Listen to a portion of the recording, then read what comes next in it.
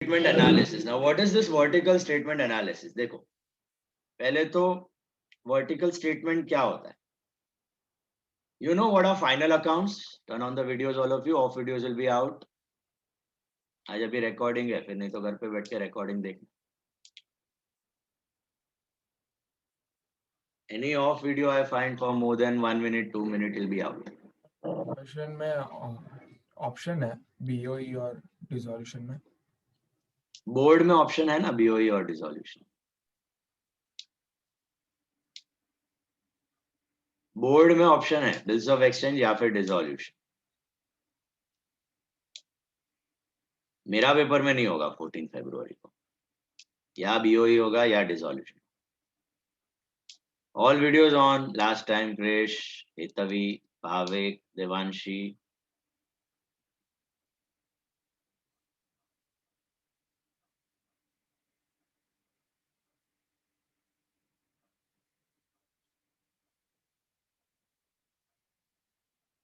Risha,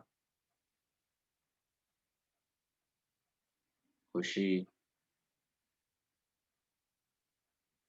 Dev, Devanshi, Hitavi, Bhavik. Keep the videos on.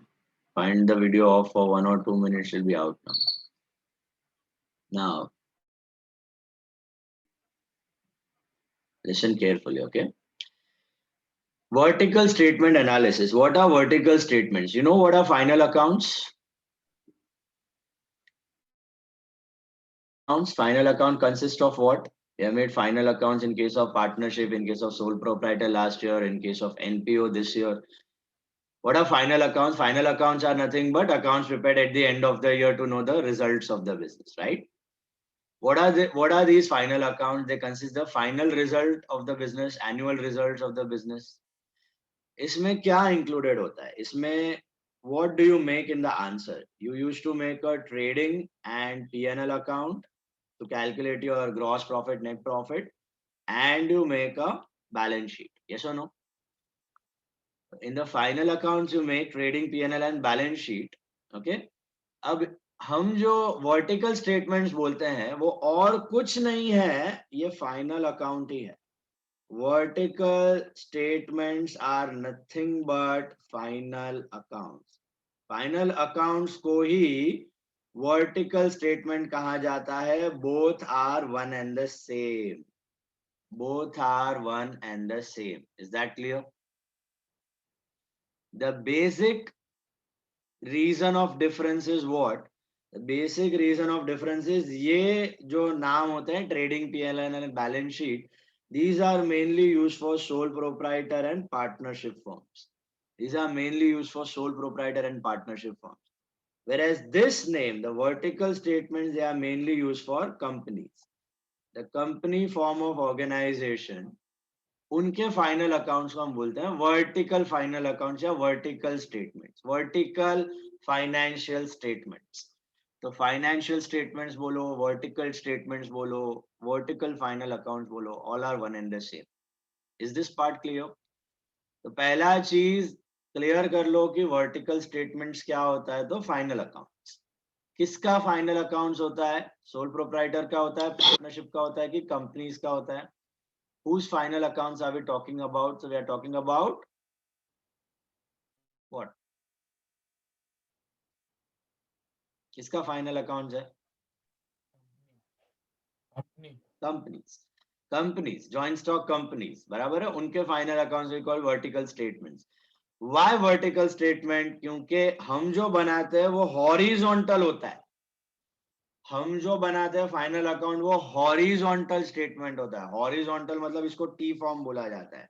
Debit credit, इधर expense income, या फिर अगर balance sheet है तो ये लायबिलिटी, ये एसेट. ओके, इसको हॉरिजॉन्टल बोला जाता है. वेयरएज कंपनी क्या करती है? यही आइटम एक के नीचे एक दिखाती है. इनकम माइनस एक्सपेंस, ये हुआ रेवेन्यू, और लायबिलिटी माइनस लायबिलिटी और एसेट अलग अलग.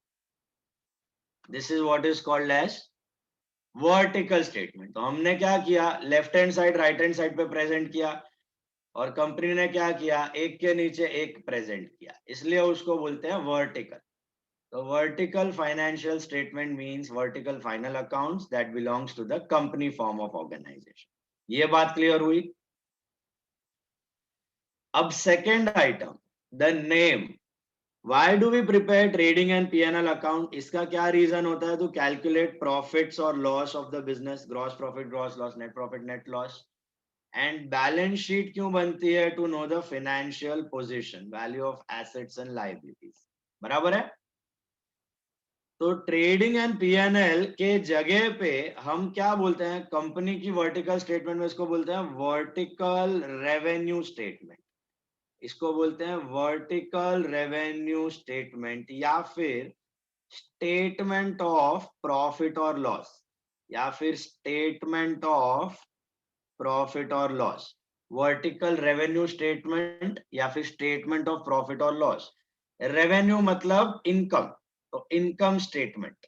रेवेन्यू मतलब इनकम, साल में कितना कमाया, कितना खर्चा हुआ, कितना प्रॉफिट किया, उसको रेवेन्यू स्टेटमेंट बोलते हैं. कभी इनकम स्टेटमेंट बोलते हैं, कभी स्टेटमेंट ऑफ प्रॉफिट और लॉस बोलते हैं. सबका मतलब एक ही है. All are one and the same.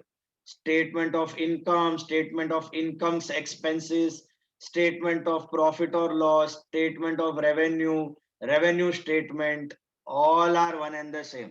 सबका अर्थ होता है ट्रेडिंग एंड पीएनएल अकाउंट. खाली वो अकाउंट फॉर्म में बनता है, ये स्टेटमेंट फॉर्म में बनता है, वर्टिकल फॉर्म में बनता है. बात समझ आई? टारगेट यही है. ट्रेडिंग पीएनएल का target is to calculate profit और लॉस. वर्टिकल रेवेन्यू स्टेटमेंट का भी target is to calculate profit और लॉस. Is that clear? दूसरा होता है बैलेंस शीट. तो सर बैलेंस शीट का कोई और नाम है क्या? नहीं, बैलेंस शीट का कोई और नाम नहीं है. बैलेंस शीट को balance sheet, vertical balance sheet बोला जाता है. बैलेंस शीट को वर्टिकल बैलेंस शीट ही बोला जाता है, कोई दूसरा नाम नहीं है. Sometimes some people call it statement of assets and liabilities, but that is used very rarely. Normal scenario, normal situation में it is known as vertical balance sheet. It is known as vertical balance sheet. Is that clear? All of you got this? तो क्या नया हुआ यहाँ पे? जो final accounts थे वो टी फॉर्म से अभी बन रहे हैं वर्टिकल फॉर्म में. खाली फॉर्म चेंज किया है. फॉर्म, फॉर्म का मतलब presentation. Only the presentation has changed. Okay, has been changed. बाकी कुछ चेंज नहीं हुआ है. प्रेजेंटेशन खाली टी फॉर्म से वर्टिकल फॉर्म पे चला गया है. अंदर का मसाला मिर्ची सब सेम है. फाइनल अकाउंट्स ही है. और वर्टिकल क्यों कहा जाता है? क्योंकि एक के नीचे एक लिखते हो, इसके लिए वर्टिकल कहा जाता है. और नाम चेंज कर दिया है. ट्रेडिंग पीएनएल अकाउंट को क्या कहा जाता है? तो वर्टिकल रेवेन्यू स्टेटमेंट, या फिर स्टेटमेंट ऑफ प्रॉफिट और लॉस, या income statement. And balance sheet को क्या कहा जाता है? तो बैलेंस शीट. बैलेंस शीट को सिंपली कहा जाता है बैलेंस शीट. ओके. अब ये फॉर्मेट और ये चैप्टर बहुत ज्यादा, मतलब बहुत ही ज्यादा इंपॉर्टेंट है प्रैक्टिकल पॉइंट ऑफ व्यू से.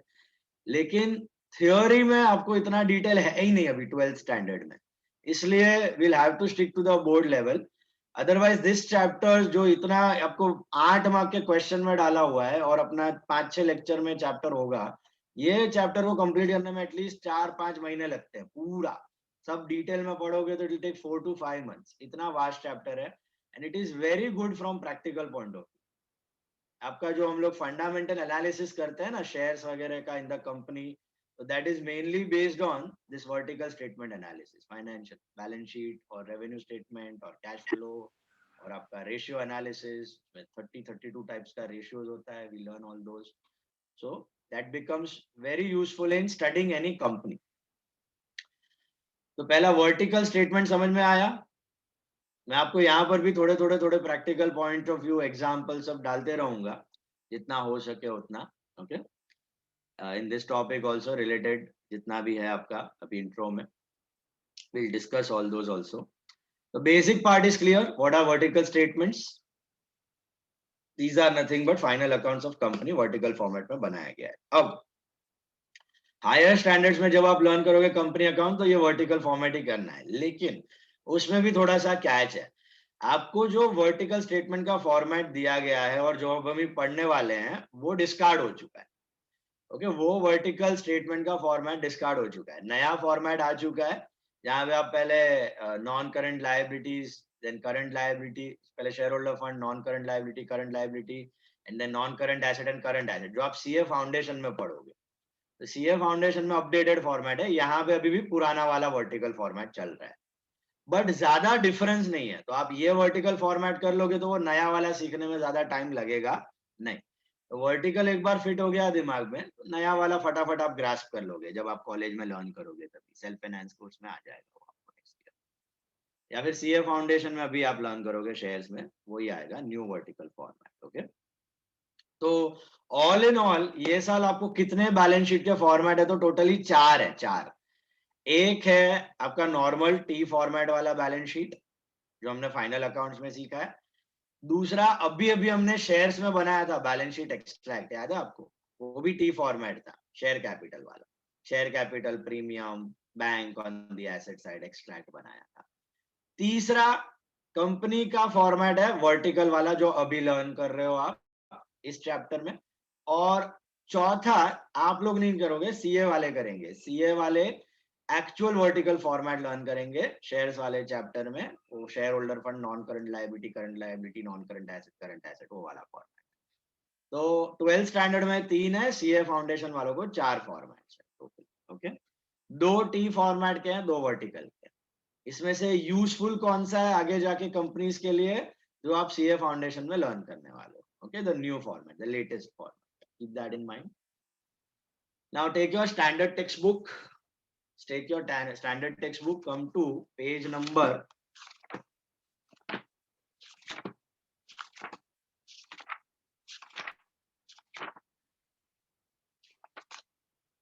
346. All of you take standard textbook, come to page number 346. 346. Okay, standard textbook page number 346.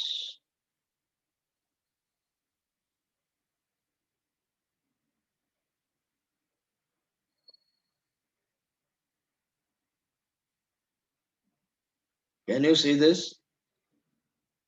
The format of vertical balance sheet मिला आपको? तो इस टॉपिक में हम लोग करने क्या वाले हैं, बेसिकली जितना भी डेटा होगा उसको वर्टिकल फॉर्मेट में कन्वर्ट करना है। ओके, आपको क्वेश्चन में जैसे फाइनल अकाउंट बनाते हो वैसा डेटा दिया रहेगा, balance sheet items, trading PNL items. आपको खाली ट्रेडिंग पीएनएल टी फॉर्मेट में नहीं करना है, वर्टिकल फॉर्मेट में करना है। लेकिन टेंशन मत लो, अपना फाइनल अकाउंट में जितना बड़ा बड़ा क्वेश्चन होता है, एडजस्टमेंट होता है, उतना बड़ा नहीं है, बहुत ही चिंटू चिंटू क्वेश्चन होता है। आप 347 पेज पे देख सकते हो, बैलेंस शीट बनाने को बोला है, कितु सा क्वेश्चन है, खाली 7 to 8 items. Can you see that? तो इतना छोटू छोटू क्वेश्चन रहेगा, आपको खाली फॉर्मेट में कन्वर्ट करना है। ओके, वो एकदम जो इन डेप्थ फाइनल अकाउंट्स है वो आप कंपनी फाइनल अकाउंट्स में लर्न करोगे, जो आई थिंक सीए इंटर में है, या सीए इंटर में है एंड योर थर्ड ईयर या सेकेंड ईयर में आता है, in your BAIF and BMS, third and second year. तो कंपनी फाइनल अकाउंट्स में यही vertical format with schedules, with adjustment, with big trial balance, you will learn all those things. Okay, यहाँ पर बहुत ही शॉर्ट एंड स्वीट है, बहुत ही limited items है, आपको ये खाली टी फॉर्म में कन्वर्ट, वर्टिकल फॉर्म में कन्वर्ट करना है। तो इसके लिए फॉर्मेट याद होना जरूरी है, तो इसको एज गुड एज रट्टा समझ लो, ये फॉर्मेट को आपको रट्टा ही मारना है। ओके, कौन सा आइटम कौन से हेड में जाएगा ये आपको याद रखना पड़ेगा। तो ये फॉर्मेट पहला वाला बैलेंस शीट का, can you see that? It's there in front of you. How do you start this vertical format? This portion is the liability portion. इसको कहते हैं sources of funds. Can you see on top? Number 1, sources of funds. इधर liability assets नहीं लिखते हम लोग, क्या लिखते हैं? Sources of funds. Liabilities are in a way sources. Sources का मतलब कहां से पैसा आया। बिजनेस की बैलेंस शीट में क्या होता है? लायबिलिटी और एसेट। लायबिलिटी मतलब कहां से पैसा लिया आपने, ओनर खुद का पैसा डाल सकता है या लोन से पैसा आ सकता है, 2 सोर्सेस होते हैं, उसको कहते हैं sources of funds. See, sources का मतलब लायबिलिटी, लायबिलिटी का मतलब सोर्सेस। खाली एक चीज अलग हो जाती है, करंट लायबिलिटी। करंट लायबिलिटी क्यों अलग हो जाती है वो भी मैं आपको बता देता हूं। नॉर्मल बैलेंस शीट जो होती है, देखो दिस इज टी फॉर्मेट वाली बैलेंस शीट। यहां पे लायबिलिटी में क्या होता है और एसेट में क्या होता है? लायबिलिटी में होता है capital, loans and current liability. Asset में होता है fixed asset, investment, current asset. ये तो आपको पता है, this all of you know, we have done this type of balance sheet, partnership final accounts। Company में हम लोग क्या करते हैं, ये जो कैपिटल और लोन है इसको बोलते हैं सोर्सेस, सोर्सेस ऑफ फंड। यहां से आपने पैसा रेज किया, ठीक है। और अगर मैं ये करंट लायबिलिटी को लायबिलिटी में ना दिखा के करंट एसेट में से माइनस कर दूं, फिर भी बैलेंस शीट तो टैली होगी, होगी कि नहीं? लायबिलिटी में ना दिखा के करंट लायबिलिटी को करंट एसेट से माइनस करके दिखाऊंगा, still my balance sheet will tally, yes और नो? It will tally. तो वो हम वर्टिकल स्टेटमेंट में वही करते हैं। हम लोग क्या करते हैं, लायबिलिटी साइड समझो, शेयर कैपिटल 50,000 था, लोन 20,000 था, करंट लायबिलिटीज था 10,000 और फिक्स्ड एसेट था 60, इन्वेस्टमेंट था 10 और करंट एसेट था समझो 20,000। फिक्स्ड एसेट बना देते हैं 50। This is my normal T format का balance sheet. It tallies on 80,000। ये 80,000 पे टैली हो रहा है। Can you see that? पहला वाला बेसिक समझ रहा है सबको, टी फॉर्मेट? हेलो, ये याद है ना कौन सा? Fixed asset, investment, current asset हम लोग लिखते हैं ना। Fixed asset land, building, plant, machinery, equipment. Investment में फिक्स्ड डिपॉजिट। हम लोग हेड्स नहीं दिखाते हैं, हम लोग सीधा सीधा आइटम डाल देते हैं। बट ये हेड्स होते हैं ना mainly, fixed deposit, shares, bonds, okay, securities. फिर करंट एसेट में होता है stock, debtors, bills receivable, prepaid expense. On the liability side capital, loans में होता है bank loan, long term loan, friends loan, partners loan. Current liability में होता है क्रेडिटर्स, बिल्स पेएबल वगैरह वगैरह। All this format balance sheet, you know the T format वाला which we do. Hello, now what do we do in case of vertical statement? ये जो current liability होता है, इस करंट लायबिलिटी को मैं क्या करूंगा, करंट एसेट में से माइनस करके दिखाऊंगा 10,000। तो 20 minus 10, still my balance sheet will tally, yes or no? Still my balance sheet will tally, but on 70,000 rupees। दिख रहा है आपको? Is it tallying? Yes। ऐसा क्यों करते हैं? तो let's understand what are current assets. Current asset का सिंपल मीनिंग क्या होता है? Short term asset. Fixed asset का सिंपल मीनिंग क्या होता है? Long term asset. Current asset का मीनिंग होता है short term asset, fixed asset का मीनिंग होता है लॉन्ग टर्म एसेट। ओके, अब आपको एक बिजनेस चालू करना है। आपने 10 लाख रुपए उठाए या खुद के पैसे डाले, 10 लाख रुपीस। अब वो 10 लाख रुपीस का आप क्या करोगे? एसेट्स ही खरीदोगे, या तो फिक्स्ड एसेट खरीदोगे या तो करंट एसेट खरीदोगे। फिक्स्ड एसेट में समझो आपने फर्नीचर, प्लांट, मशीनरी खरीद लिया। 10 लाख में से 8 लाख रुपीस आपने डाल दिए फिक्स्ड एसेट में, और 2 लाख रुपए का आपने खरीदा स्टॉक। 2 लाख रुपए का आपने क्या खरीदा? स्टॉक, गुड्स बेचने के लिए। तो अगर आप एक सिंपल सी बैलेंस शीट देखोगे तो आप क्या कर रहे हो, कैपिटल ला रहे हो 10 लाख का, सामने फिक्स्ड एसेट में डाल रहे हो 8 लाख और स्टॉक में डाल रहे हो 2 lakh. Is this clear? Now ये 2 लाख का स्टॉक, ये 2 लाख का स्टॉक आपने खरीद लिया। अब ये 2 लाख का स्टॉक आपने बेचा, समझो किसी डेटर को बेचा, तो क्या होगा? बिजनेस में से स्टॉक कम हो जाएगा और डेटर बढ़ जाएगा, यस और नो? तो गुड्स कम हो जाएगा, 2 लाख का गुड्स हो जाएगा अभी कितना, समझो हो जाएगा 1,50,000 और आपने 50,000 का सेल किया तो यहाँ पे डेटर हो जाएगा 50,000। तो कहना से आपने क्या किया, कैपिटल उठाया 10 लाख का, सामने आपने 3 एसेट खरीद लिए हैं, एक फिक्स्ड एसेट है, एक स्टॉक है और एक डेटर है। ये तीनों एसेट है बिजनेस के, तीनों से पैसा आना बाकी है। बात समझ में आ रही है?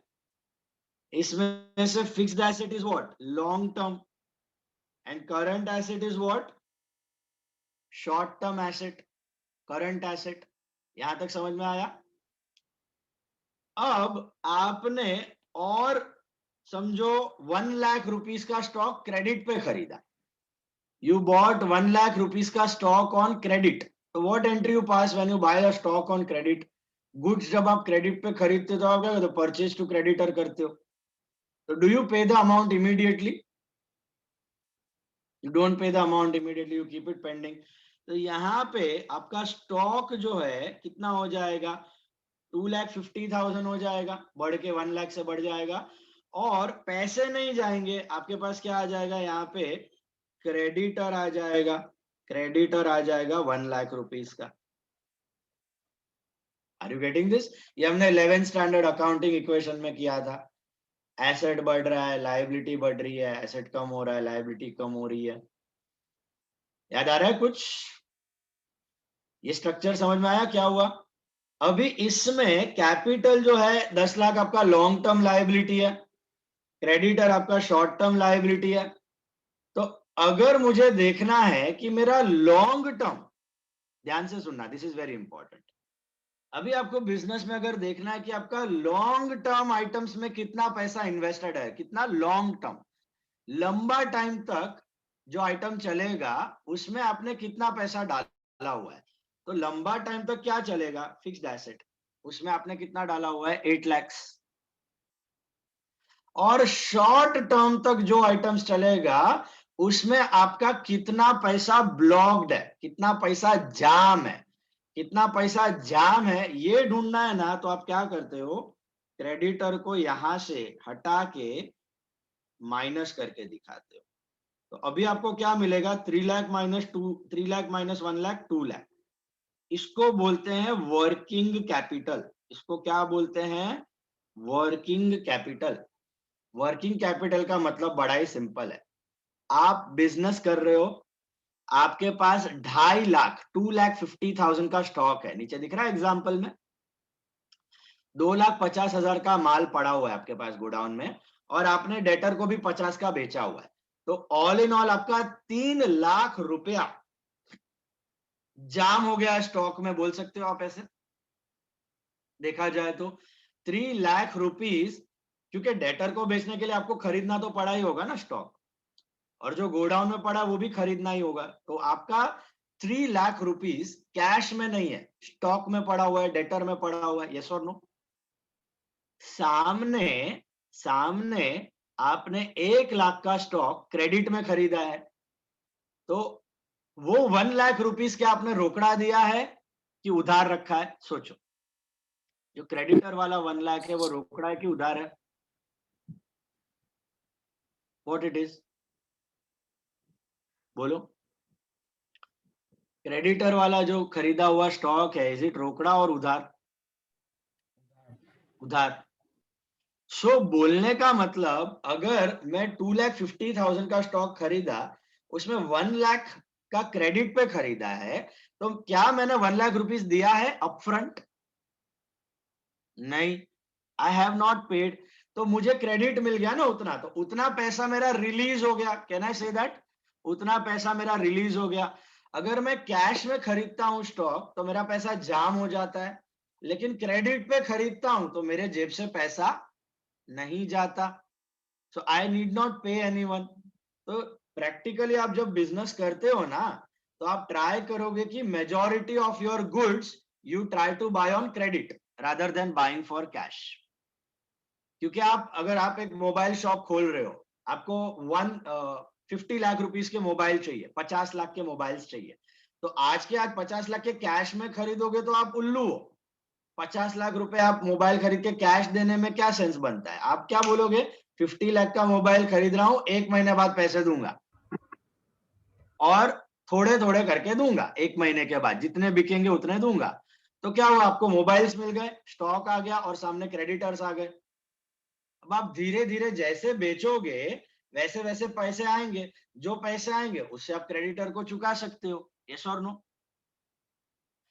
तो कोई भी प्रूडेंट बिजनेस क्या चाहता है कि जितना उसका पैसा कलेक्ट हो उससे वो अपनी करंट लायबिलिटी को चुका दे। पूरा का पूरा पैसा जाम करके क्या मतलब, देखो पहले मैंने क्या किया था, ये क्रेडिटर्स नहीं थे तो मेरा कितना पैसा जाम था, यहाँ पे क्रेडिटर्स थे ही नहीं, क्रेडिटर्स थे ही नहीं। तो मेरा अगर सपोज पूरा का पूरा मैंने कैश में खरीदा होता तो मेरे को यहाँ पे लोन लेना पड़ता कुछ, समझो I would have taken a loan of 1 lakh, और फिर मैंने पूरा कैश पे खरीदा और डेटर को बेचा तो मेरा 3 लाख रुपया जाम हो जाता। मैंने पूरा स्टॉक कैश में खरीदा, उसमें से डेटर को बेचा, 2.5 लाख रुपया गोडाउन में पड़ा है, 50,000 का स्टॉक डेटर से लेना बाकी है, तो 3 लाख रुपए मेरे ब्लॉक हो गए। लोन वोन लेना पड़ा, उसका ब्याज दे रहा हूं मैं। बट यहाँ पे मेरा फायदा क्या हुआ, क्रेडिट में लेने से लोन के जगह क्या आया, क्रेडिटर आया। लोन लेता तो मेरे को ब्याज चुकाना पड़ता, क्रेडिटर को आपको कोई ब्याज व्याज देने की जरूरत नहीं होती है, नॉर्मल क्रेडिट चलती रहती है बिना ब्याज के। तो इसमें फायदा ये होता है कि आपका जो ब्लॉक्ड अमाउंट होता है वो थोड़ा कम हो जाता है, ब्लॉक्ड अमाउंट थोड़ा कम हो जाता है। आपका नेट वर्किंग कैपिटल जो होता है, इसको बोलते हैं वर्किंग कैपिटल, ये 2 लाख हो जाएगा। तो बोलने का मतलब जितने करंट एसेट होते हैं ना, करंट एसेट, स्टॉक होता है, डेटर होता है, प्रीपेड एक्सपेंस होता है, जितने भी करंट बिल्स रिसीवेबल होता है, अगर आप जितने करंट एसेट्स बिजनेस में रखते हो उतना आपका एक्स्ट्रा पैसा ब्लॉक हो रहा है, ब्लॉक। जैसे आपका फिक्स्ड एसेट में पैसा ब्लॉक्ड है वैसा करंट एसेट में ब्लॉक हो रहा है। बात समझ में आ रही है? बट जितने करंट लायबिलिटीज होते हैं, जितने करंट लायबिलिटीज होते हैं उतना पैसा आपका रिलीज हो जाता है, उतना पैसा आपका रिलीज हो जाता है। रिलीज मतलब फ्री हो जाता है। आप उस पैसे से और कोई काम कर सकते हो, आप उस पैसे से you can buy more goods, you can buy more assets, you can use that cash for other purposes also. तो कोई भी बिजनेस ट्राई करता है, अच्छा जो बहुत अच्छे बिजनेस होते हैं, बहुत बहुत रेप्यूटेड बिजनेस होते हैं जिसका गुडविल बहुत अच्छा होता है, वो सारे के सारे बिजनेसेस क्या करते हैं, अपना जो सेल्स होता है वो कैश में कर लेते हैं, क्रेडिट पे देते ही नहीं है माल। The sales they do it on cash, पहला पैसा दो नहीं तो कोई माल नहीं मिलेगा। तो मैं सेल कैश पे करूंगा, मेरे को कैश आना चाहिए फटाफट फटाफट, लेकिन मैं परचेज उधार पे रखूंगा। Purchase I will keep it on उधारी, क्योंकि मेरा नाम अच्छा है, creditors also want to do business with me, debtors also want to do business with me. तो अगर मुझे अच्छा बिजनेस बनना है तो मेरा सेल्स में कैश पे करूंगा, माल बेचूंगा, तुरंत पैसा आना चाहिए, 1-2 दिन में आना चाहिए, वरना जाओ फुटो, मेरे को गरज नहीं है। और क्रेडिटर्स को मैं नेगोशिएट करूंगा, मैं बोलूंगा रुको, 1 महीने बाद दूंगा, 2 महीने बाद दूंगा। रख सकते हो आप ये उधार, उधार का टेंशन नहीं है आपको, क्योंकि रोकड़ा तो बहुत है आपके पास। और क्रेडिटर का एडवांटेज क्या है, आपको उसमें कुछ इंटरेस्ट इंटरेस्ट देने की जरूरत नहीं है, नॉर्मल क्रेडिट पीरियड में चलता है 1 month 2 month. Are you getting the point? But कोई नया बिजनेस होगा बेचारा, newcomer in the business, उसका सिचुएशन पूरा उल्टा होता है। उसका सिचुएशन में क्या होता है, क्रेडिट पे कोई उसको देगा क्या माल, आप सोचो। Will you give, will you sell your goods to any new buyer in the market? No one gives that. It has to develop that credit dheere dheere dheere in the market. So whenever the buyer, whenever a trader is new, whenever a businessman is new in the market, the situation is exactly opposite. What is the situation? वो बेचारे को पूरा माल cash पे खरीदना पड़ेगा, क्योंकि कोई उसको उधारी देगा नहीं। और बेचते वक्त, क्योंकि गरज अभी बिजनेसमैन को है, तो he will have to sell majority of his goods on credit, he will have to sell majority of his goods on credit. तो इससे क्या होगा, जो बहुत ही रेप्यूटेड बिजनेसमैन है उसका करंट एसेट में पैसा ब्लॉक हुआ कि नहीं हुआ, सोच के बता। जो रेप्यूटेड बिजनेसमैन है क्या उसका पैसा करंट एसेट्स में ब्लॉक हुआ, स्टॉक में ब्लॉक हुआ, या फिर उसका डेटर्स में ज्यादा ब्लॉक हुआ? बहुत कम, बहुत नेग्लिजिबल। वेरएज जो नया बिजनेसमैन है, नया बिजनेसमैन है, उसको ज्यादा पैसे की जरूरत पड़ेगी, ज्यादा लायबिलिटीज रेस करनी पड़ेगी। क्यों? एक तो फिक्स्ड एसेट्स के लिए और दूसरा करंट एसेट्स के लिए भी, क्योंकि उसके बुक्स में डेटर्स और स्टॉक ज्यादा दिखेंगे, क्रेडिटर्स बड़े ही कम दिखेंगे। Are you understand? Debtors and stock बहुत ज्यादा दिखेंगे, क्रेडिटर्स बड़े ही कम दिखेंगे in case of a new business, a budding entrepreneur. Is this clear? Sir वो डिफरेंस नहीं समझा, मतलब कि क्या? आपने बोला कि वो करंट एसेट में से माइनस करने का, अगर वो बिजनेस नया नया है तो, अगर कंपनी रहेगा तो नहीं करेगा। नहीं नहीं नहीं, माइनस माइनस प्लस से कुछ नहीं होता। माइनस प्लस तो खाली फॉर्मेट बता रहा हूं भैया, तुम माइनस मत करो और क्रेडिटर को इधर लिखा दो, ये क्रेडिटर इधर दिखा दो, माइनस मत करो, तो भी सिचुएशन थोड़ी चेंज हुई। वही है ना, 3 लाख का एसेट है और सामने 1 लाख का लायबिलिटी है, तो नेट पैसा कितना ब्लॉक्ड है? अभी भी 2 लाख ही है ना। वो माइनस करने से कुछ नहीं होता। मैं बोल रहा हूं कंपनी ऐसा प्रेजेंट करके दिखाती है, प्रेजेंटेशन है वो, प्रेजेंटेशन। माइनस प्लस से बिजनेस को कोई फर्क नहीं पड़ता है। मैं बिजनेस में क्या बोला कि अगर नया बिजनेस है तो उसको माल कैश में लेना पड़ेगा, तो क्रेडिटर नहीं होंगे, लेकिन बेचना पड़ेगा क्रेडिट पे, तो डेटर ज्यादा होंगे। Getting that? तो नया बिजनेस में करंट एसेट, नया बिजनेस ऐसा दिखेगा, ये कैपिटल उसको बढ़ाना पड़ेगा 11 लाख। ये न्यू बिजनेस का बैलेंस शीट है, उसको 10 के जगह 11 लाख का कैपिटल रेस करना पड़ेगा, और यहाँ पे आपका इन्वेस्ट करेगा वो 8 लाख रुपया फिक्स्ड एसेट, 3 लाख रुपया current asset. This is new business. Where जो रेप्यूटेड बिजनेस है वो क्या शाना करेगा, वो कैपिटल खाली 10 लाख ही लगाएगा इसमें, और 1 लाख रुपया कहां से उठाएगा? क्रेडिटर से ले लेगा 1 लाख रुपया। ये 1 लाख तुम यहाँ पे लायबिलिटी में दिखाओ या फिर एसेट में से माइनस करके दिखाओ, ऐसा। बात तो एक ही हुआ, आपका अल्टीमेट ब्लॉक खाली 2 लाख रुपया हुआ ना। इनफैक्ट और ज्यादा, वो नया बिजनेस, रेप्यूटेड बिजनेस क्या करेगा? जो बहुत रेप्यूटेड बिजनेस है वो तो साला माल भी कैश में बेचेगा, तो डेटर नहीं दिखेंगे उसके बुक में, इधर बैंक आ जाएगा रोकड़ा। तो इधर स्टॉक, इधर बैंक, और क्रेडिटर भी बहुत ज्यादा भी हो सकते हैं, मैं तो इतना ले रहा हूं। Creditors can be more also, it can be like, तुम्हारा जितना स्टॉक है उतना पूरा क्रेडिटर हो सकता है, पूरा का पूरा स्टॉक आपने क्रेडिट पे खरीदा, तो और कैपिटल कम हो जाएगा उसका बैलेंस शीट में से। Are you getting that? That is the advantage with the reputed business. वो अपना, अभी उसका कैपिटल बच गया ना, नया बिजनेस था उसको 11 लाख डालना पड़ा, रेप्यूटेड बिजनेस का काम वही 10 लाख में हो रहा है, तो वो 1 लाख रुपया और कहीं यूज कर सकता है एक्सपेंशन में। Are you getting that? So this is how it works. So that's why companies don't show current liabilities. जो current liabilities होता है ना, उसको जनरली क्या करते हैं, करंट एसेट्स में से माइनस करके दिखाते हैं। करंट एसेट्स में से माइनस, माइनस खाली प्रेजेंटेशन है, माइनस खाली प्रेजेंटेशन है, बाकी आप लायबिलिटी में दिखाओ या एसेट में दिखाओ कोई फर्क नहीं पड़ता है। इनफैक्ट जो नई फॉर्मेट है ना, जो मैं आपको बता रहा हूँ, latest format, new financial statements की फॉर्मेट जो सीए फाउंडेशन में आ रही है, उसमें करंट लायबिलिटी अलग ही है, करंट एसेट अलग ही है, उसमें माइनस करके नहीं दिखाते हो आप। ओके, यहाँ पे आप माइनस करके, मैं आपको मीनिंग समझा रहा था, वो माइनस करने का मतलब क्या, कि आप नेट देख रहे हो, इतना पैसा आपका नेट ब्लॉक्ड है। वो माइनस ना करो तो आप एसेट माइनस लायबिलिटी ओरली भी देख सकते हो, दोनों को अलग अलग दिखा। समझ में आई बात? तो पहला आइटम जाते हैं फॉर्मेट पे। First item is what? That is sources of funds. Videos on sources of funds.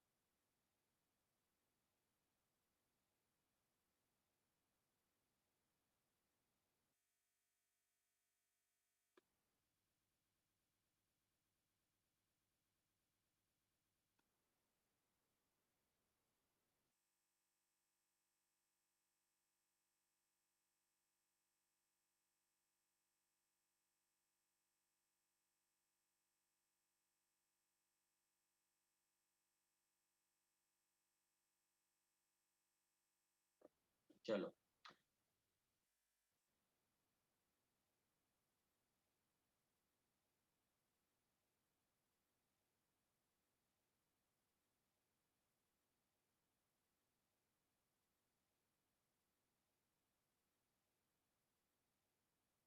sources of funds. Now look at the format. और करो videos of sources of funds में what do we write? These two items. Okay, this is the current format जो आप learn कर रहे हो. Okay, again in new format current liabilities वापस अलग हो गए हैं, माइनस करके नहीं दिखाते हो. तो सोर्सेज ऑफ फंड्स में आप दो ही आइटम्स दिखाते हो, that is capital and loans. आप ये बता रहे हो कि आप कहां से पैसा रेस करते हो. ओके, उसमें आता है दो, एक खुद का पैसा, एक बाहर का पैसा. खुद का पैसे को कहा जाता है ओनर्स फंड या share holders fund. Can you see the first item? Owners funds या share holders funds. Owners funds या फिर share holders funds, that is what is owner का पैसा. शेयर कैपिटल, उसमें क्या आता है? तीन आइटम्स. Share capital, add reserves and surplus, less fictitious asset. Share capital you have learned, equity and preference. Owner का पैसा बराबर है, आपने यहां से रेस किया. Add reserves and surplus. What are these reserves and surplus? You know what are these reserves and surplus? What are these reserves and surplus? बोलो. Accumulated profits. Accumulated profits किसको belong करते हैं? reserves and surplus? Owner. Owners. Accumulated profits belong to the owners. Which owners? Equity, preference or both?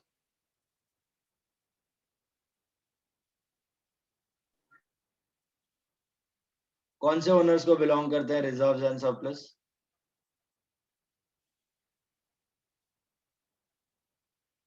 Hello, Equity owner. okay, mainly equity owners, only equity. Sometimes there are certain participating preference shares who get some participating rights. Otherwise in general all reserves belong to the equity shareholders. Real owners are the equity shareholders. Okay, तो company अपने reserves, normally हम लोग क्या करते हैं sole proprietor में, जितना भी प्रॉफिट होता है किधर ऐड करते हैं? Where do we add all the profits of the businesses? Capital.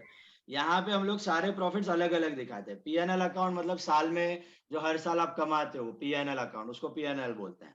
General reserve मतलब हर एक साल के पीएनएल में से थोड़ा थोड़ा पैसा आप ट्रांसफर करके दिखाते हो in your general reserve, revenue reserve, reserve fund for certain future contingencies. Suppose uncertain item है, कुछ फ्यूचर में लॉस वॉस हो गया, फ्यूचर में कुछ डिविडेंड देना पड़े, उसके लिए आप जनरल रिजर्व, रेवेन्यू रिजर्व में रखते हो. इसको फ्री रिजर्व बोलते हैं. Free reserve, freely distributable reserve.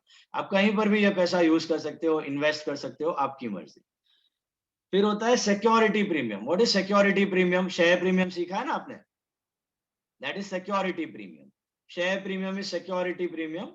It में शेयर प्रीमियम आता है, डिबेंचर प्रीमियम आता है, जो लमसम आया हुआ प्रॉफिट है. ये फ्री रिजर्व नहीं है, इसके पर्पस बहुत ही स्पेसिफिक है. इसके पर्पस स्पेसिफिक है, आप सीए में लर्न करते हो. फिक्टिशियस एसेट राइट ऑफ करने के लिए, गुडविल राइट ऑफ करने के लिए, आपका प्रीमियम प्रोवाइड करने के लिए, रिडेम्पशन का, बायबैक का प्रीमियम. ये 4-5 यूजेस एक्ट में दिए गए हैं. तो दीज आर स्पेसिफिक यूजेस. बाकी है कुछ नहीं, सबके सब आपके प्रॉफिट्स हैं. Reserves and surplus means all are your profits, कमाया हुआ प्रॉफिट्स. कैपिटल में नहीं रखा है, अलग से दिखाया हुआ है. Are you getting that? Is this clear? तीसरा हेड आता है fictitious assets. What are fictitious assets? fictitious assets are deferred revenue expenditures. Fictitious assets are called as deferred revenue expenditure. Deferred revenue expenditure. What are deferred revenue expenditure? You know, you have done one deferred revenue expenditure. Advertisement suspense. Advertisement suspense. Advertisement suspense एक किया है हमने, बराबर है. Companies में वैसे और भी डेफर्ड रेवेन्यू एक्सपेंसेस होते हैं, other deferred revenue expenses like your formation expense, preliminary expenses, discount on issue of shares, shares का तो बंद हो गया, discount on issue of debentures वगैरह है. तो deferred revenue expense मतलब जो 2, 3, 4 साल के ऊपर राइट ऑफ होने वाले हैं. ओके, तो यहाँ पे आ जाते हैं आपके discount on shares, discount on debentures, preliminary expense, preliminary मतलब जब कंपनी फॉर्म होता है वो खर्चे, एडवर्टाइजमेंट सस्पेंस जो आप सीखते हो, ये थोड़ा थोड़ा करके राइट ऑफ होने वाला है, थोड़ा थोड़ा करके राइट ऑफ होने वाला है. Is that clear? So keep that in mind. These are your deferred revenue expenses. Fictitious assets भी कहा जाता है. तो आप क्या करते हो? Deferred revenue expenses क्या होता है? एक तरह का asset होता है. Remember? But in the companies, instead of showing it on assets, ultimately आप उसको write off ही करने वाले हो ना P&L में से. तो उसको आप अभी पूरा write off नहीं करते हो P&L में से, asset ही है वो. But how do you present it? You subtract it from your share capital. Owner के कैपिटल में से माइनस करके दिखाते हो. एसेट में ना दिखा के ओनर के कैपिटल और रिजर्व्स में से माइनस करके दिखाते हो. Okay, so what do we do in case of fictitious asset? We don't present fictitious asset on asset side. We subtract it from capital and we show it. We subtract it from capital and we show it. इसका मतलब ये नहीं कि वो पूरा right of हो गया, वो अभी भी एसेट ही है, थोड़ा थोड़ा करके ही राइट ऑफ होगा. खाली प्रेजेंटेशन के वक्त बैलेंस शीट एसेट में ना दिखा के उसको हमने लायबिलिटी से माइनस करके दिखाया. जैसे करंट लायबिलिटी को नीचे माइनस करते हो करंट एसेट्स में से, वैसे ऊपर फिक्टिशियस एसेट को यहाँ पे माइनस करके दिखा देते हो रिजर्व में से. ओके, सो फॉर्मेट का स्टार्टिंग क्या होगा? तो आपका share capital that is equity and preference, add reserves आपके profits belong to the share holders, equity share holders, and less fictitious asset. ये बड़ा ही इंपॉर्टेंट है, लेस फिक्टिशियस एसेट. अगर कोई डिफर्ड रेवेन्यू एक्सपेंस है तो माइनस करो वहां से. तो एक मिनट, ये सब आइटम्स आपको यहाँ पे दिखेगा इनर कॉलम में, ये लास्ट वाला नेगेटिव. फाइनल ये जो ओनर फंड है इसका final total outer column. Owner fund या शेयर होल्डर फंड का final total will go in the outer column. तो शेयर होल्डर फंड में कितने आइटम है? ओनर के कितने आइटम है? 3. ओनर के कितने आइटम है? 3. Number 1 share capital equity preference, number 2 reserves and surplus, and number 3 minus fictitious assets. Minus fictitious assets, deferred revenue expenditure. Asset में ना दिखा के शेयर कैपिटल में से माइनस करके दिखाने का. Is this clear? तो आपको पता चलेगा कि ओनर का नेट पैसा कितना डाला हुआ है बिजनेस में. दैट इज द सोर्सेस का first part. Second part is very simple, borrowed funds. Borrowed का मतलब क्या होता है?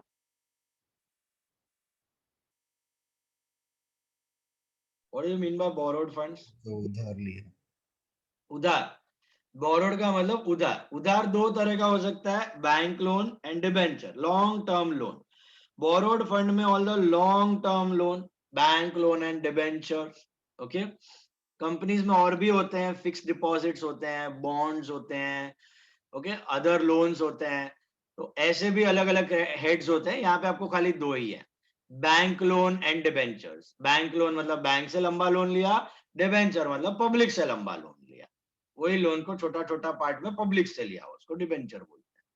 तो बैंक लोन एंड डिबेंचर ये नेगेटिव नहीं होना चाहिए, दोनों ऐड होगा. बैंक लोन डिबेंचर दोनों ऐड होगा. आपको मिलेगा यहाँ पे टोटल आउटर कॉलम. ये होता है बोरोड फंड का टोटल. जैसे ये पहला ओन्ड फंड का टोटल, वैसा ये बोरोड फंड का टोटल.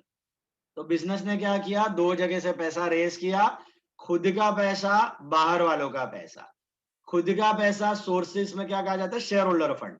बाहर वालों का पैसे को क्या कहा जाता है? Borrowed fund. दोनों को ऐड किया तो क्या मिला? Total fund available. ये आपका टोटल ऑफ बैलेंस शीट होता है. This is your total of balance sheet. Total fund available दिख रहा है, ये capital plus loans. Capital plus loans is total fund available, total of balance sheet, liability side total. Then you come to asset side. Asset side पे दिख रहा है यहाँ पे मैंने क्या लिखा हुआ है? Fixed asset, investment, current asset minus current liability. वही चीज हम लोग यहाँ पे दिखाते हैं. इसको कहा जाता है application of funds. Application of funds. Assets नहीं कहते हैं, क्या कहते हैं? Application of funds. We call it application of funds. नाम याद रहेंगे. जो रेस किया उसको कहते हैं सोर्सेस, जहां पे इन्वेस्ट किया उसको बोलते हैं application. Are you getting that? Sources जहां से पैसा रेस किया, कहां से रेस किया? Share holder fund and borrowed fund. अभी एप्लीकेशन कहाँ पे अप्लाई कर रहे हो, कहाँ पे ब्लॉक कर रहे हो आप अपने पैसे, तो you can block it at 3 places.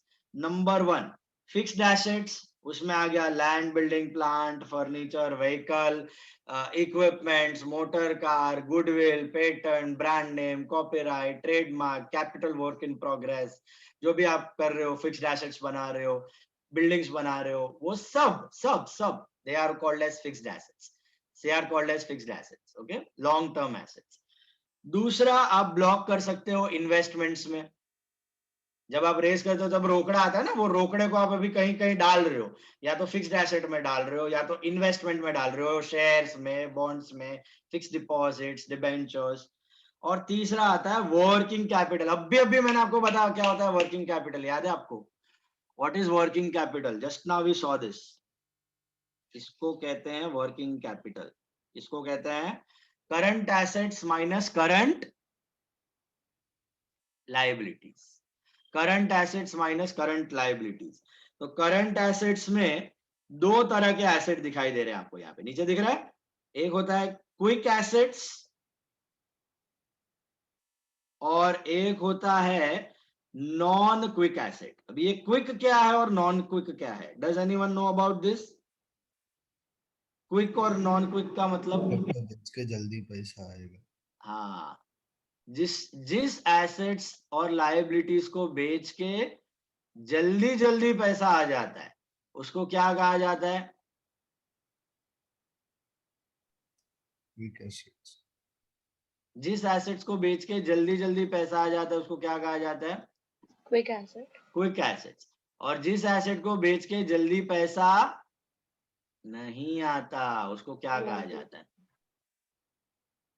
उसको क्या कहा जाता है? Non-quick. Non quick assets. Okay, तो करंट एसेट्स में भी अभी बाइफर्केशन है. ये आपने 12th स्टैंडर्ड अभी तक नहीं सीखा हुआ है. Okay, let's focus on quick and non quick. ध्यान से देखना यहाँ पे. Quick assets and non quick assets, ध्यान से देखो. क्विक एसेट्स का दूसरा नाम होता है लिक्विड एसेट्स. क्विक एसेट्स का दूसरा नाम होता है लिक्विड एसेट्स. नॉन क्विक को कहा जाता है non liquid asset. Okay, quick assets का मतलब जिस एसेट से फटाफट पैसा आ जाए. करंट एसेट्स का मतलब वही होता है कि 1 साल के अंदर पैसा आने वाला है, लेकिन उसमें भी सबसे फास्ट जो एसेट बेच के पैसा आता है उसको कहा जाता है क्विक एसेट्स. ओके, सबसे क्विक क्या होगा, सबसे लिक्विड एसेट क्या होगा? Cash bank. Cash bank is the most liquid asset. वो तो रोकड़ा ही है, बाकी को तो बेचोगे तो पैसा मिलेगा, मांगोगे तो पैसा मिलेगा. कैश बैंक तो सबसे लिक्विड एसेट है. ठीक है, तो cash bank is the most liquid of all the asset. उसके बाद आता है डेटर, बिल्स रिसीवेबल. फोन घुमाया पैसा आ गया. Okay, debtor, bills receivable, phone घुमाया पैसा आ गया. आपका आता है current investments, short term investment. आपने लिक्विड फंड्स में पैसा इन्वेस्ट किया हुआ है, शेयर्स में शॉर्ट टर्म इन्वेस्ट किया हुआ है, बॉन्ड्स में शॉर्ट टर्म इन्वेस्ट किया हुआ है. Very liquid, very liquid. आज फोन घुमाया बेच दिया, इंटरनेट पे तो 2 सेकंड में बेचा पैसा आ गया. इनको कहा जाता है लिक्विड करंट एसेट्स. इमीडिएटली बेचोगे पैसा आएगा. तो फिर नॉन लिक्विड करंट एसेट्स क्या होते हैं? What are non liquid current assets? जिसको आप इमीडिएटली बेच के पैसा रेज नहीं कर सकते. उसमें क्या आइटम्स आती हैं? उसमें बेसिकली 3 आइटम्स आती हैं. ध्यान से सुनना. There are 3 items which are non liquid. तो करंट एसेट के अंदर 2 टाइप्स हैं, एक लिक्विड, एक नॉन लिक्विड. नॉन लिक्विड में कितने आइटम्स आती हैं? 3 आइटम्स आती हैं. ये 3 याद रखो, आपको बाकी सब लिक्विड अपने आप याद हो जाएंगे. नॉन लिक्विड में कौन से आइटम आते हैं? ध्यान से देखना. नॉन लिक्विड में आते हैं, आपके यहाँ पे दिख रहा है, stock, prepaid expense and advances. Can you see that? Stock, prepaid expense and advances. Can you see that? Why do these items come in non-liquid? आप सोचो, कोई बिजनेस है, आपका गुड्स गोडाउन में पड़ा हुआ है 2 लाख, कोरोना काल आ गया, आपने बोला अपने डेटर को, अरे अरे फटाफट मेरे को अर्जेंटली लंदन जाने का है, मेरा माल खरीद लेगा. क्या बोलेगा डेटर? लाओ भेज दो, खरीद लेता हूं. वखार पड़ा है सबके पास. It's not possible. Okay, So whenever the situation is dire or whenever the situation is adverse, you cannot immediately sell your stock. अच्छा, आप बेचोगे ना तो बहुत कम वैल्यू कोट होगी. This is what is the basic rule of demand and supply. When the supply of a commodity increases, prices flush down to gutter. तो यही हो जाता है कि तुम्हारा अगर डिमांड सप्लाई सिचुएशन एडवर्स हुआ तो स्टॉक बेचने निकालोगे पानी के भाव में बिकेगा, वैल्यू ही नहीं मिलेगी आपको. लेकिन क्या ये प्रॉब्लम आपको इसमें आएगी कभी शेयर या बॉन्ड्स में? आपको अर्जेंट पैसा चाहिए शेयर या बॉन्ड्स में, तो क्या वो मार्केट वाले बोलेंगे अरे नहीं आपको अर्जेंट चाहिए, हम पूरा बीएसई सेंसेक्स तोड़ देते हैं? क्या आप हर्षद मेहता हो? आपको जब चाहिए शेयर्स और बॉन्ड्स, आप जब बेच के लिक्विड कर सकते हो, आपका ज्यादा वैल्यू डिटीरियरेट नहीं होता. यस और नो? डेटर्स को आप बुलाओगे, 1 महीने की क्रेडिट है, 20 दिन में पैसा चाहिए, तो क्या डेटर बोलेगा भूल जाओ नहीं दूंगा, या बोलेगा 2 महीने बाद दूंगा? थोड़ा बहुत काट कसर करेगा, लेकिन थोड़ा बहुत. डेटर है ना, उसको तो पैसा उधार है, देना ही पड़ेगा. उसको तो मालूम है जनरल क्रेडिट इज 1 मंथ, लेकिन आज नहीं तो कल चुकाना ही है फास्ट, तो थोड़ा बहुत प्रोविजन वो भी करके रखता है. बिल्स रिसीवेबल, इमीडिएटली पैसा चाहिए, डिस्काउंट करवा सकते हो बैंक में, पटाक 2-3% कटेगा लेकिन मिल जाएगा पैसा. Are you getting the logic behind quick and non quick? So non quick asset को आप ताबड़तोड़. अच्छा, पहला वाला स्टॉक था, स्टॉक को बेचने जाओगे कभी पैसा मिलने वाला नहीं है, मिला तो बहुत वैल्यू घट के मिलेगा, ताबड़तोड़ नहीं मिलेगा. दूसरा होता है प्रीपेड एक्सपेंस. आपने कोई एक्सपेंस प्रीपेड 3 महीने की सैलरी एडवांस में देके रखी है एम्प्लॉय को, आप बोलोगे चल 3 महीना का हम 1 दिन में कर. Is it possible to get the advantage of prepaid expense fast? Possible ही नहीं है. 3 महीने तक वो एडवांटेज लेना ही पड़ेगा जक मार के अभी, क्योंकि आपने 3 महीने की एडवांस पेमेंट की गई है. वैसा ही होता है एडवांस. किसी को आपने एडवांस दे दिया है, बाद में गुड्स खरीद रहे हो, तो वो एडवांस दिया हुआ पैसा वापस नहीं देने वाला है, वो गुड्स के फॉर्म में देगा आपको. वो बोलेगा माल देने के लिए तैयार हूं, पैसा नहीं दूंगा, पैसा तो मैंने आगे फॉरवर्ड कर दिया. तो आप कोई प्रीपेड एक्सपेंस करके रखते हो, आप कोई एडवांस पेमेंट करके रखते हो, या कोई आप स्टॉक में इन्वेस्ट करके रखते हो, these are non liquid assets. Non liquid का मतलब इमीडिएटली बेचने जाओगे तो पैसा मिलेगा कि नहीं? नहीं मिलेगा, कतई नहीं मिलेगा. और जब हम इन्वेस्टमेंट सीखते हैं ना, when you invest in your savings, when you will be investing after earnings, always keep it in mind, there are two very important criteria for savings. Number 1, protection of capital, and number 2, liquidity. दोनों criteria और भी होते हैं, growth होता है, returns होता है, but ये दो बहुत इंपॉर्टेंट क्राइटेरियाज होते हैं इन्वेस्टमेंट्स के. Protection of capital and liquidity. आपका प्रोटेक्शन ऑफ कैपिटल भी होना चाहिए, लिक्विडिटी भी होना चाहिए.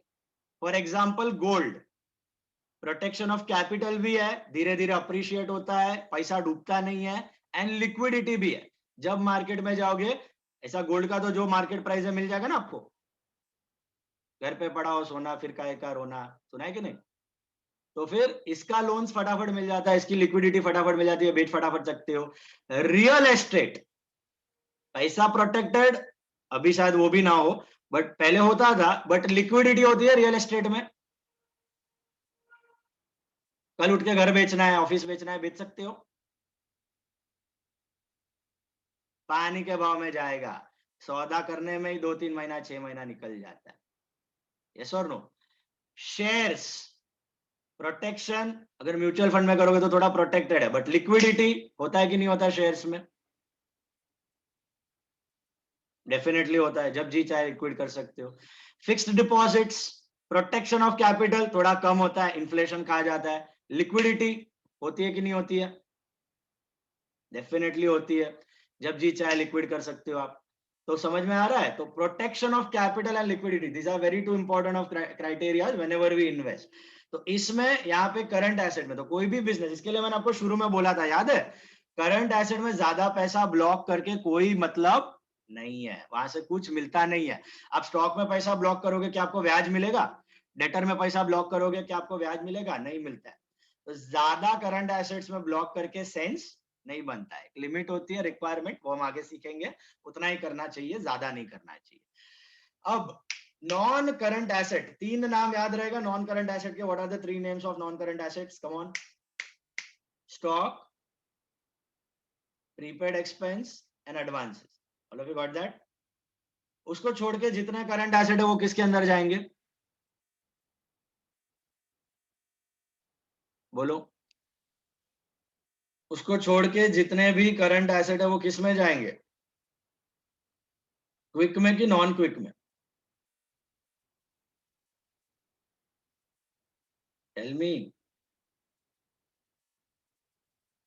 Quick. क्विक में जाएंगे. Okay. Only and only stock, prepaid expense and advances they fall under what? Non-quick. Non-quick. Only stock, advances and prepaid expense they fall under non-quick. बाकी सब quick. Is that clear? Liabilities, current liabilities में भी दो तरह की liability. Current liability और current asset का basic मतलब क्या होता है? एक साल के अंदर पैसा आना बाकी है, एक साल के अंदर पैसा देना बाकी है. उसमें भी फटाफट किससे पैसा आ सकता है उसको बोलते हैं क्विक एसेट, और फटाफट नहीं आता उसको बोलते हैं नॉन क्विक एसेट. वैसे ही फटाफट जो लाइबिलिटी चुकानी पड़ेगी, जैसा फोन आया और उधार चुकाना पड़ेगा, उसको क्या बोलते हो? Quick liabilities. और फटाफट नहीं चुका पाते हो उसको बोलते हो non quick liabilities. Non quick liability में ज्यादा बर्डन नहीं होता है, ज्यादा फास्ट पेमेंट करने की जरूरत नहीं होती है. एक ही नॉन क्विक, ज्यादा दो. There are two non quick liabilities. Number 1 is bank overdraft. दिख रहा है यहाँ पे, ये दिया हुआ है बैंक ओवरड्राफ्ट. और दूसरा नॉन क्विक लाइबिलिटी होता है income received in advance. Income received in advance. उधर प्रीपेड एक्सपेंस, इधर income received in advance, opposite है. और एक होता है बैंक ओवरड्राफ्ट. ये नॉन क्विक होता है. क्या आपको मीनिंग समझ में आ रहा है नॉन क्विक का? नॉन क्विक का मतलब फटाफट चुकाना है कि आराम से चुकाओगे तो थोड़ा चलेगा? क्या लगता है? थोड़ा आराम से चुकाओगे तो चलेगा, फटाफट घाई नहीं है चुकाने का. ओके. जैसे लिक्विड एसेट में फटाफट पैसा आ जाता है, लिक्विड लाइबिलिटी में फटाफट पैसा देना पड़ता है. Non liquid liability, non quick liability में फटाफट पैसा देने की जरूरत नहीं है. बैंक ओवरड्राफ्ट में क्यों फटाफट देने की जरूरत नहीं है? क्योंकि आपका ही खाता है उस बैंक में. थोड़ा लेट हो गया, 1 महीना लेट, 2 महीना late, bank allows the credit, क्योंकि आपको लिमिट सैंक्शन की गई है ओवरड्राफ्ट की. कल उठ के आपका खाता बंद नहीं कर देगा, बैंक वेट करता है 6 महीना 8 महीना, फिर भी आप पे नहीं करते तब आपका अकाउंट्स ब्लॉक करता है. ओके. सो बैंक ओवरड्राफ्ट ताबड़तोड़ पे करने की जरूरत नहीं होती है. इनकम रिसीव्ड इन एडवांस, मैंने किसी से एडवांस इनकम ली है 3 महीने की, तो क्या उसको 3 महीने का माल एक दिन में बेच सकता हूं मैं? Is it possible? थोड़ा करके ही बेचूंगा. मांगने आएगा तो भी नहीं दूंगा, थोड़ा करके ही दूंगा. तो आपको इनकम एडवांस में ले सकते हो, तो आपको माल देना है, गुड्स देना है, सर्विसेज रेंडर करना है, वो तो फटाफट हो ही नहीं सकती है.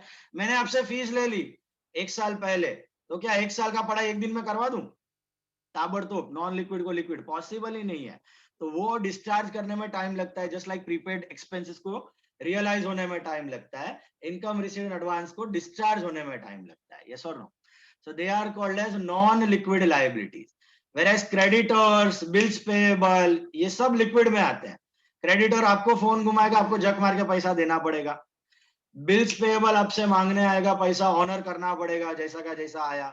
अच्छा, कभी रिटायरमेंट के लिए पूछ सकता है आपको, बट ऑनर जैसा ड्यू डेट आ गया वैसा तो झक मार के आपको ऑनर करना पड़ेगा. आप डिले नहीं कर सकते उसको, बोलने का मतलब. तो you cannot delay the bills payable beyond your due date. Outstanding expense है, वेरी लिक्विड. 2 महीने का पगार बाकी है, वर्कर आया, भाई सर पगार दो, झक मार के देना पड़ेगा क्योंकि साला 2 महीने से आपने पेंडिंग रखा हुआ है. तो ये सब लिक्विड लायबिलिटीज है. तो नॉन लिक्विड का लिस्ट ध्यान में रखो. लिक्विड अपने आप दो बचा हुआ है, सब लिक्विड. नॉन लिक्विड याद रहा. करंट एसेट में कौन से करंट एसेट नॉन लिक्विड है? Stock, prepaid expense, advances. Advance और प्रीपेड एक्सपेंस सिमिलर है. लायबिलिटी में कौन सी दो लायबिलिटी नॉन लिक्विड है? बोलो. लायबिलिटी में which liabilities are non liquid? Tell me.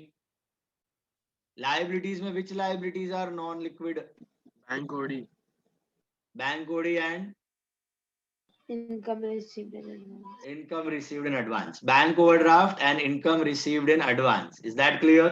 Bank overdraft and income received in advance. Two liabilities are non-quick liabilities and three assets are non-quick assets. Now coming back to the format, ध्यान से देखो, ऊपर वाला part sources में दो parts थे. Sources में there were two parts. Sources में there were two parts. क्या क्या था? Owners funds and borrowed funds. Owner funds में दो था. ओनर फंड्स में तीन था. Share capital plus reserves and surplus minus fictitious assets. Can you see that? Borrowed funds में लोन्स आ गया आपका एंड डिबेंचर्स आ गया. So A and B are the broad names, that is owner funds and borrowed funds. उसके अंदर का list कभी दो हेड्स होंगे, कभी तीन हेड्स होंगे. जो सम है वो लिखने का. This is the exhaustive list. इतना बड़ा कभी आने वाला नहीं है सम. Okay, this is the exhaustive list. इसमें से कोई पर्टिकुलर आइटम आ सकता है, एक या दो आइटम.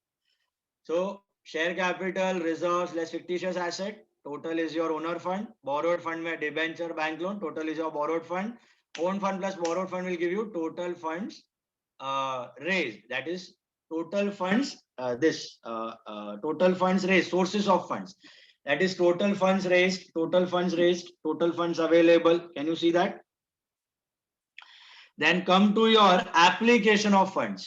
Application of funds पे आ जाओ. Application में how many heads we are having? बोलो. How many heads in application? Broadly कितने heads हैं? Broadly there are three heads: fixed assets, investments and working capital. Fixed assets, investments, working capital. Okay, the first head is fixed asset. Can you see that? Vehicle, plant, land and building equipment, furniture. Second head is investment. दिख रहा है आपको? Shares, bonds, debentures, securities, वो सब यहाँ पे आ जाएंगे. Third head is working capital. Working capital कैसे मिलता है? वर्किंग कैपिटल का फॉर्मूला है current assets minus current liabilities. तो उसके अंदर पहला करंट एसेट. करंट एसेट में दो टाइप. पहला क्विक एसेट. क्विक एसेट में क्या आता है? Cash, bank, debtor, BR. उसके बाद टोटल क्विक एसेट. सब इनर कॉलम है, सब inner column. Totals are in the outer column. Non quick asset, stock, prepaid, advances, ये नॉन क्विक एसेट का total. Can you see that? उसके बाद total of non quick asset, total of quick asset will give you total of current asset. Quick asset, non quick asset का total will give you total of current assets. वैसा ही current liability, उसमें दो, quick liability, non quick liability. Quick liability में creditor, outstanding bills payable, total current liability. याद नहीं रखना है, खाली नॉन क्विक याद रखो, क्विक अपने आप आ जाएगा. नॉन क्विक में क्या था? Bank overdraft. उन दोनों का टोटल बाहर. ये क्या था अपना? करंट एसेट का टोटल माइनस ये करंट लायबिलिटी. करंट लायबिलिटी कैसे मिला? Quick plus non quick. Quick plus non quick is current liability. And फिर current assets minus current liability is your working capital. Current assets minus current liability is your, इधर ये लोग ने current liability का नहीं लिखा है, इधर आएगा करंट लायबिलिटी का सब टोटल. ये नॉन क्विक का है, यहाँ पे करंट लायबिलिटी का आएगा. फिर current assets minus current liability will give you your working capital. Current assets minus current liability will give you your working capital. और लास्ट में आता है total funds employed. What are total fund employed? A plus B plus C. What is A plus B plus C? या you can say, यहाँ पे 1 + 2 + 3 लिखा है, तो 1 + 2 + 3. Normally we write A plus B plus C. 1 + 2 + 3. What is 1 + 2 + 3? Fixed asset, investment, working capital. जो मैंने यहाँ पे आपको छोटू बैलेंस शीट में बताया ना, ये fixed asset, investment, working capital. Fixed asset, investment, working capital. What is working capital? All of you got that? What is working capital? Current assets minus current liabilities. What items you have in current assets? Two. Quick assets, non-quick assets. Non-quick में क्या आता है? Stock, prepaid expense, advances. Quick assets में बाकी सब. Current liability में, non-current liability में क्या आता है? तो bank overdraft and income received in advance. बाकी सब क्विक लाइबिलिटीज, दोनों का टोटल करो, ऊपर करंट एसेट नीचे current liability, current assets minus current liability is working capital, and fixed asset plus investment plus working capital will give you your total funds applied. Is that clear? देख लो 5 minutes, go through the format, then I'll do the problem. Problem is very simple. Go through the format again properly, पूरा देखो. Columns का क्या ध्यान रखना है, खाली columns में just remember inner column and outer column, just remember inner column and outer column. Okay, inner column में इंडिविजुअल आइटम्स, आउटर कॉलम में टोटल. इनर कॉलम में इंडिविजुअल आइटम्स, आउटर कॉलम में total. Just go through the format quickly, check. Sir non quick मतलब थोड़ा थोड़ा करके पे of करते हैं ना? नॉन क्विक लायबिलिटी ना? हाँ हाँ सर, फटाफट तो फिर तो बीपी भी हम लोग पीरियड आने तक पे ऑफ करते हैं ना, ऑन द स्पॉट थोड़ी करते, वो बिल बनाता है तभी. ऑन द स्पॉट नहीं करते हो, बट जैसे ऑनर का ड्यू डेट आया वैसे तो करना पड़ेगा ना आपको, उसके पहले भी. बट उसके तब तक तो पहले पीरियड भी रहता है ना उसका भी चुकाने हाँ, के लिए. उसके पहले भी अगर वो प्रेशर डाला आप पे क्रेडिटर, तो यू विल हैव टू पे दैट बिफोर टाइम. जैसे क्रेडिटर है, उसको 1 महीने का बाद देना है पैसा, लेकिन 15 दिन में आ गया तो मना थोड़ी कर सकते हो, टक मार के देना पड़ेगा. वो क्रेडिटर नहीं तो बिल ड्रॉ किया है आप पे, बराबर है ना? तो आप थोड़ा कम पैसा दोगे, लेकिन जग मार के उसको पे ऑफ तो करना पड़ेगा. It's a liability after all. Got it?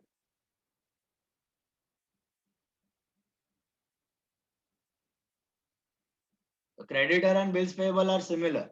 Though they give you credit periods, but it is possible that they may come and ask for money immediately also. That's why normally हम लोग क्या करते हैं normal business में, अपने जितने current assets होते हैं ना, current assets quick non quick सब मिला के, we keep it twice the amount of current liability. Simple example, आपका करंट एसेट्स में समझो स्टॉक और डेटर है.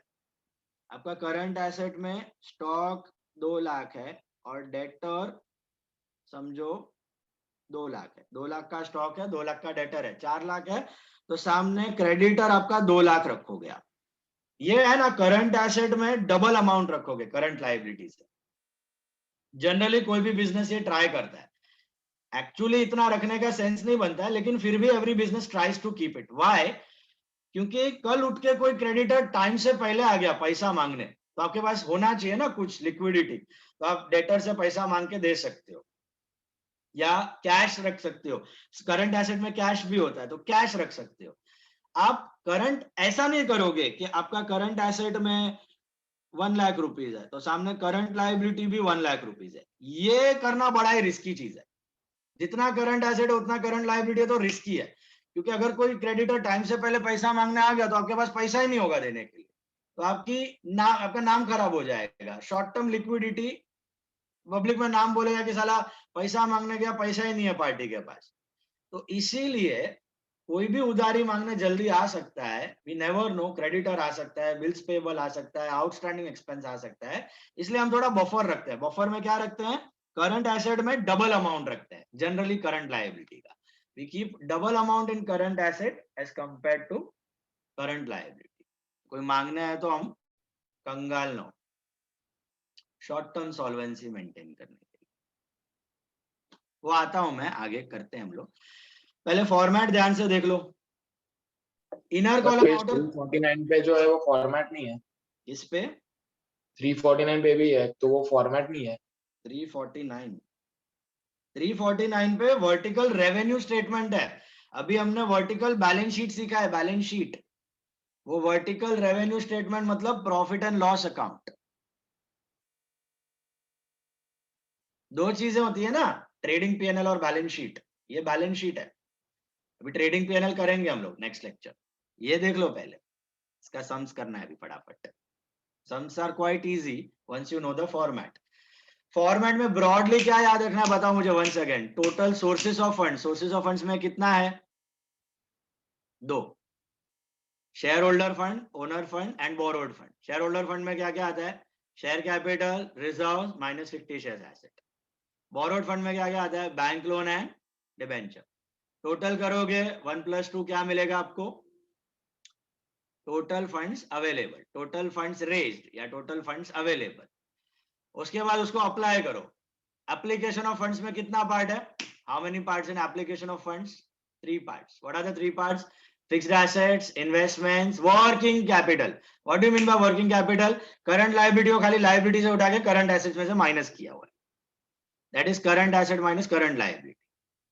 तो कितना पैसा आपका करंट नेट में ब्लॉक है? Current asset minus current liability में नेट अमाउंट कितना ब्लॉक है वो दिखता है आपको। करंट एसेट में 2 टाइप के एसेट है, quick and non quick. Non quick याद है सबको? What will come in non quick?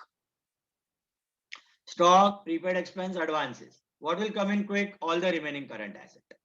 अच्छा, what will come in current liabilities? Non quick current liabilities तो bank overdraft and income received in advance, उसको छोड़ के बाकी सब क्विक लाइबिलिटी। तो क्विक का टोटल, नॉन क्विक का total, total current asset. Quick का टोटल, नॉन क्विक का total, total current liability. Current asset minus current liability, working capital. Fixed asset plus investment plus working capital will give you total funds applied, employed. Is that clear? Total funds employed या total funds applied, is that clear? बैठा format दिमाग में सबके? Inner column outer column दिख रहा है? Individual items inner column, सब totals in the outer column. Okay, let's start with the sum now. Take sum number 1, first sum 347. Convert the following into vertical balance sheet. Draw कर लो सब लोग, format draw कर लो vertical balance sheet का। Look at the screen.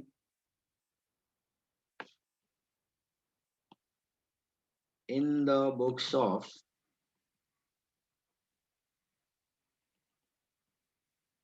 vertical balance sheet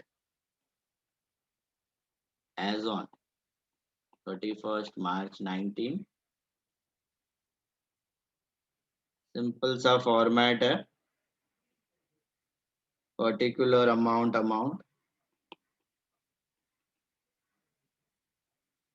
particular amount, draw it up.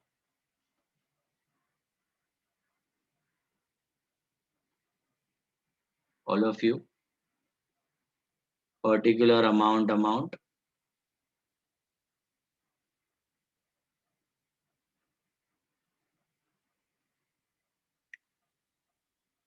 Now,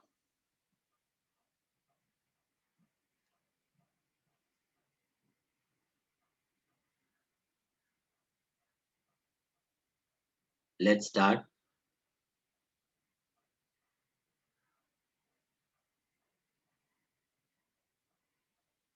सबसे पहला लिखने का sources of funds.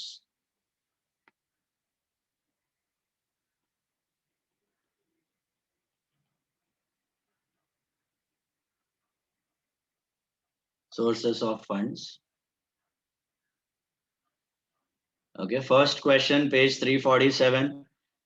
Can you see that capital 50,000? Capital किस में जाएगा? Sources of fund, sources of funds में किस में? शेयर कैपिटल में, बराबर है। देन रिजर्व्स क्या है? तो रिजर्व्स 12% लोन किस में जाएगा? Where will you put 12% loan? borrowed fund, current liability सीधा टोटल दे दिया है, फिक्स्ड एसेट टोटल दे दिया, इन्वेस्टमेंट करंट एसेट्स टोटल दे दिया, working capital. Got it? Straightforward sum, sources of funds, उसमें स्टार्ट करो नंबर वन लिखो या ए लिखो। फंड्स कैपिटल में लिखना है पूरा? सॉरी, ये हाँ पूरा sources of funds block. Sources and application in block letters. Sources and application in block letters. A वाला आएगा तुम्हारा share holders funds. Generally we write ABC, you can also write 1, 2, 3. Shareholders funds.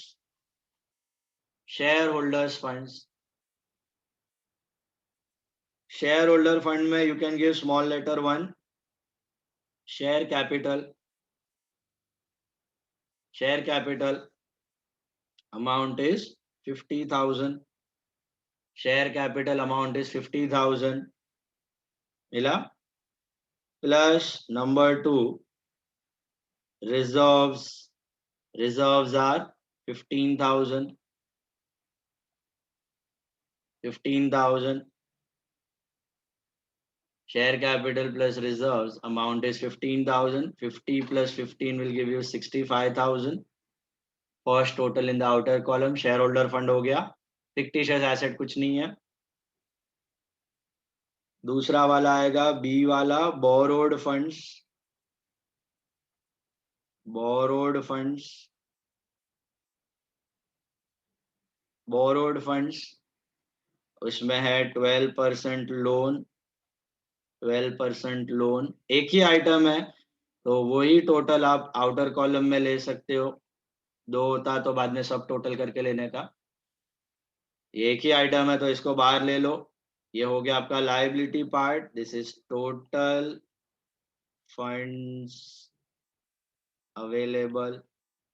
Total funds available that is कैसा मिला A plus B.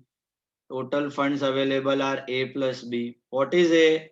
Shareholder fund. What is B? Borrowed fund. A plus B, total fund available. Got it?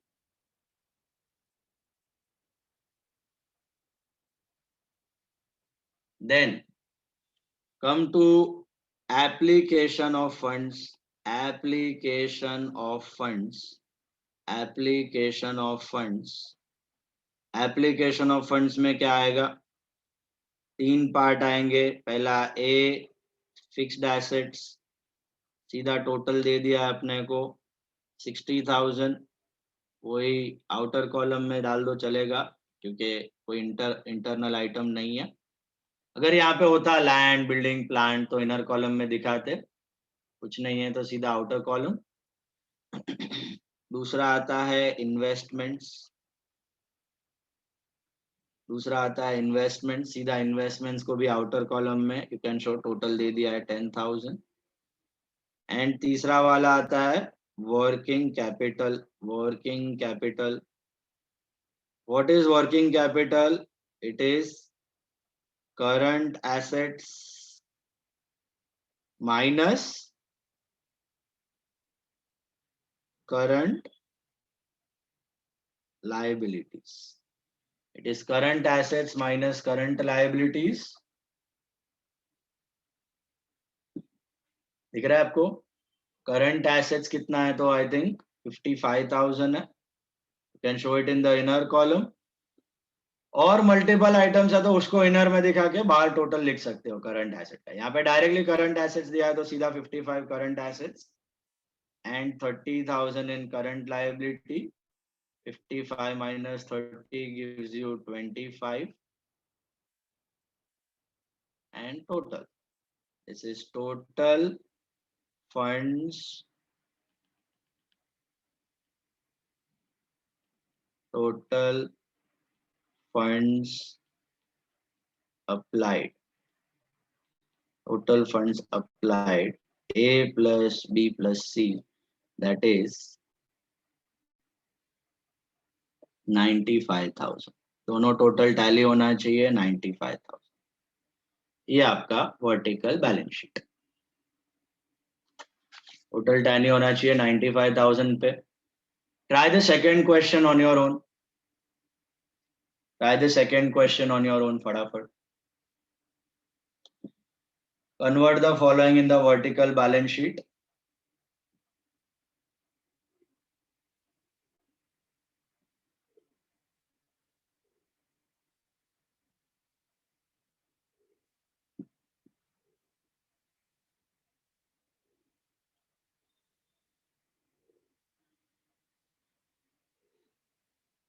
करो.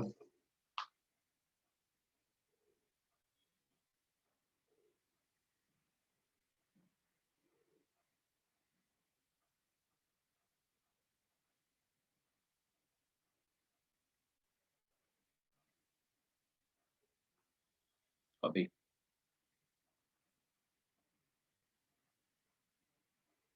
Second question try करो. Shareholder funds are also known as owners funds. इसके जगह आप owners funds भी लिख सकते हो. Okay. और it is also called as net worth. ये नेटवर्थ भी कहा जाता है. Net worth, share holder fund, owner fund, net worth are all one and the same. Can write any one of the heads. Is all same. Shareholder fund, owner fund, net worth, one and the same it is.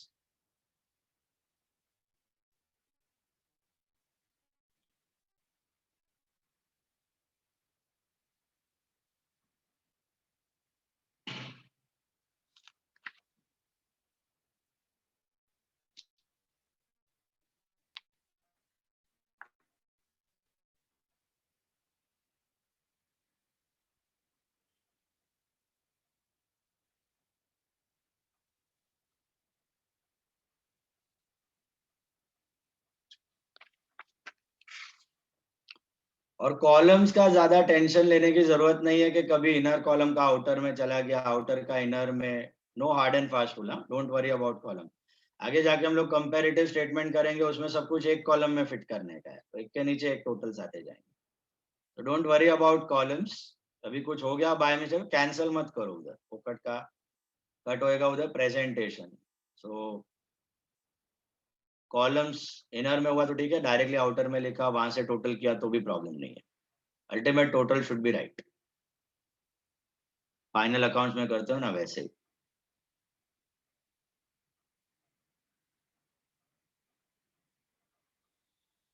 आ रहा है second one.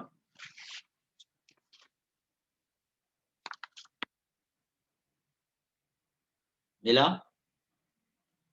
सम number 2.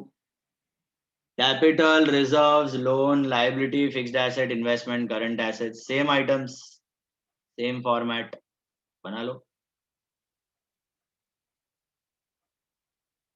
खाली figures change हो जाएगा.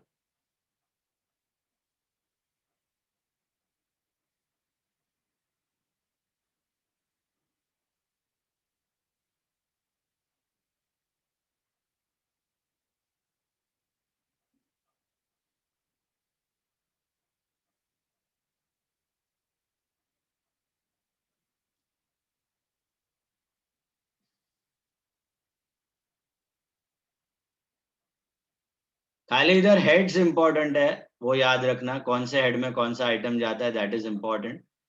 बाकी आप figures के जगह ABCD के जगह 1 2 3 करो, 1 2 3 के जगह ABCD करो, या किसी का नंबर स्किप कर दो, तो डज नॉट मैटर. खाली हेड्स याद रखना. ओनर्स फंड्स में share capital, reserve, fictitious asset. Borrowed fund में 2, fixed asset, then investment, and then working capital, current assets and current liabilities. में क्विक नॉन क्विक अगर है तो.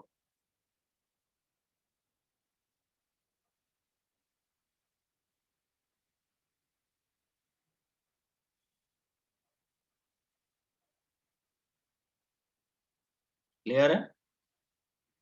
Done all of you? तो आज रिवाइज करना. वर्टिकल बैलेंस शीट फॉर्मेट पूरा. Vertical का current assets, current liability, non quick asset, non quick liability, quick asset, quick liability. Revise this much. कुछ होमवर्क नहीं है इसका. इतना ही समय, ये सब आने का चांस भी नहीं है. चांस आने का है कंपैरेटिव का. ओके, कंपैरेटिव हम लोग नेक्स्ट लेक्चर करने वाले हैं, और वर्टिकल रेवेन्यू स्टेटमेंट भी नेक्स्ट लेक्चर करने वाले हैं. We meet on, I think now, Friday. Meet on Friday at same time. Vertical revenue statement and comparative. तो 2 questions are more than enough इसके लिए. वर्टिकल बैलेंस शीट ये question आएगा नहीं, लेकिन बहुत सिंपल है. कंपैरेटिव और कॉमन साइज का ज्यादा चांस है. That will learn in the next lecture based on this only. आज खाली फॉर्मेट रिवाइज करना. क्विक एसेट, क्विक लायबिलिटी जो भी पढ़ा है आज. डाउट है तो let me know, otherwise you can leave. See you on Friday. Take care. See you.